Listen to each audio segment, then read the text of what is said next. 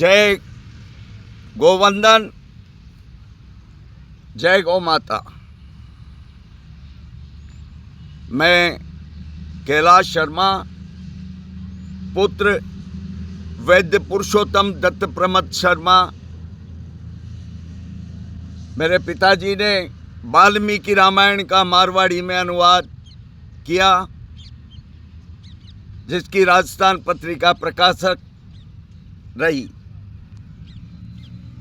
मेरे पिताजी साहित्य जगत से जुड़े रहे और स्वतंत्रता संग्राम का इतिहास लिखा गया, उसमें भी वो संपादक मंडल में थे।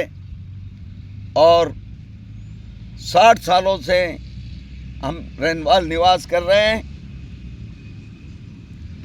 मैं 2000 से 2005 तक नगर पालिका किशनगढ़ रेनवाल का चेयरमैन रहा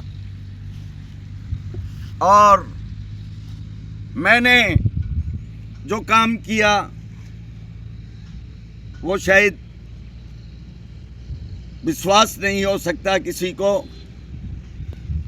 मैंने 5 साल में भ्रष्टाचार रहित शासन दिया और किशनगढ़ रेनवाल का अगर कोई भी व्यक्ति आज भी अगर ये कहे कि मेरे कार्यकाल के टाइम पे किसी कर्मचारी ने या किसी बाबू ने, किसी भी स्टाफ के व्यक्ति ने 2 पैसे भी अगर किसी व्यक्ति से किसी काम के लिए हो, तो आज मैं पूरे विश्वास के साथ कह सकता हूं कि एक भी आदमी ऐसा नहीं मिलेगा जो ये कह सके कि नगर पालिका में 5 साल के कार्यकाल में भ्रष्टाचार हुआ। मेरे कार्यकाल में मैंने जो बड़े काम किए उनमें 90 में भैरू सिंह जी ने 2 करोड़ 25 लाख की जलदाय योजना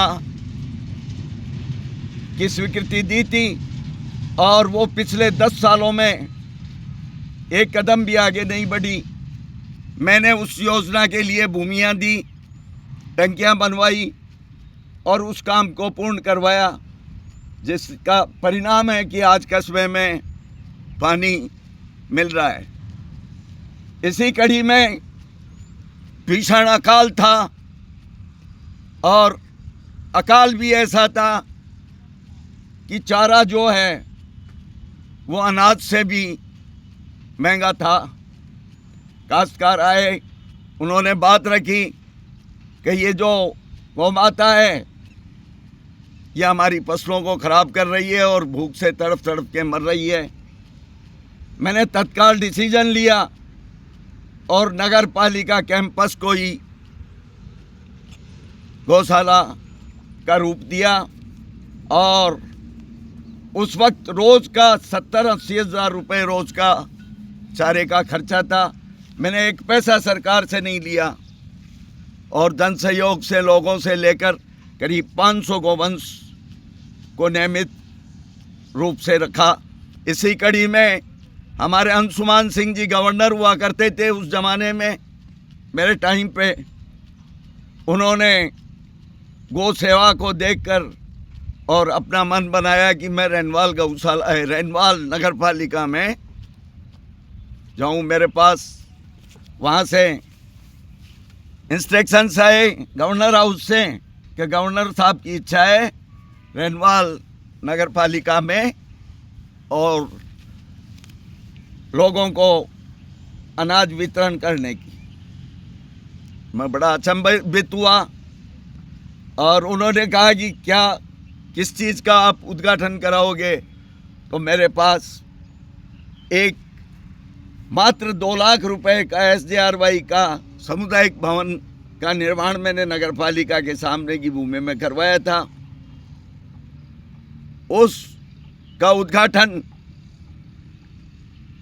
की बात रखी गई और वहाँ से मंजूरी मिल गई और 6 घंटे तक किशनगढ़ रेनवाल नगर पालिका में अंशुमान सिंह जी रुके। उन्होंने काम देखा और जो मेरी बिल्डिंग थी, मैंने बताया कि ये 6% बिलों में, तो वो बहुत प्रभावित हुए। मेरे को बहुत पीठ थपथपाई और बहुत बड़ा आयोजन हुआ जिसमें कम से कम 10-15 हज़ार लोग इकट्ठा हुए। इसी प्रकार उनके आने से कस्बे को जो मिला उसकी आप कल्पना भी नहीं कर सकते। उस वक्त अनाज की बहुत मारामारी थी। 250 क्विंटल गेहूं आम लोगों को जिनको आवश्यकता थी उनको वितरण किया। साथ ही एक जीएलआर पानी की समस्या थी नगर पालिका में, उस जीएलआर के लिए 12 लाख रुपए उन्होंने तत्काल स्वीकृत किए। और कलेक्टर जयपुर जो कि अभी हमारे सुधांशु पंत साहब हैं, वो चीफ सेक्रेटरी हैं, वो कलेक्टर हुआ करते थे। कलेक्टर साहब को और एसपी साहब को जाते टाइम इतने प्रभावित हुए कि कैलाश बाबू का कोई कंप्लेंट नहीं आना चाहिए मिस्टर कलेक्टर साहब। उसका परिणाम यह हुआ कि राजस्थान सरकार और भारत सरकार के नॉर्म्स थे कि 20% से अधिक बीपीएल नहीं बढ़ सकते। उस जमाने में 280 बीपीएल थे मात्र किशनगढ़ रेनवाल में। और मैंने ईमानदारी से पूरा सर्वे करवाया और 1100 लोगों को बीपीएल बनवाया गया। और पंत साहब व गवर्नर साहब की मेहरबानी से अकाल रात के जो काम थे उनमें 1600 की सीलिंग थी पूरे जयपुर जिले की। अकेली रेनवाल म्यूनिसिपैलिटी में 900 जो लोग हैं उनकी मस्ट्रोल जारी हुई और 900 लोग रेगुलर 4-5 महीने चले। और बहुत से काम गरीबों के जो सपने में भी सोच नहीं सकते थे वो मैंने किए और ईमानदारी से काम किया और लोगों को बताया कि नगर पालिका क्या चीज़ है और नगर पालिका के चेयरमैन के पास क्या क्या अधिकार है। गौ माता के प्रति और पेड़ों के प्रति और जल संरक्षण के प्रति मेरा बचपन से ही लगाव रहा है। मैं सुबह 4 बजे उठता हूँ और मेरे फार्म पे मैंने इतने पेड़ लगाए। फार्म के साथ साथ गौशाला के प्रति भी मेरी रुचि रही और पिछले 10 सालों से मैंने गोपाल गौशाला में मैं और मेरे साथियों ने मिलकर कम से कम 4000 पेड़, जहाँ पेड़ नाम की कोई चीज़ नहीं थी, नदी के टीले थे और उनके अंदर आज हरा भरा वातावरण बन गया। पानी के लिए एक विशाल बावड़ी का निर्माण करवाया। ये जहाँ बैठे हैं हम, ये नंदीशाला है और नंदीशाला के अंदर एक बहुत बड़े पौंड का निर्माण करवाया और इधर 4000 वृक्षों का वृक्षारोपण का काम कराया। और पूरी जो ज़मीन श्री गोपाल गौशाला की थी लोगों ने पोजीशन कर रखे थे और उसका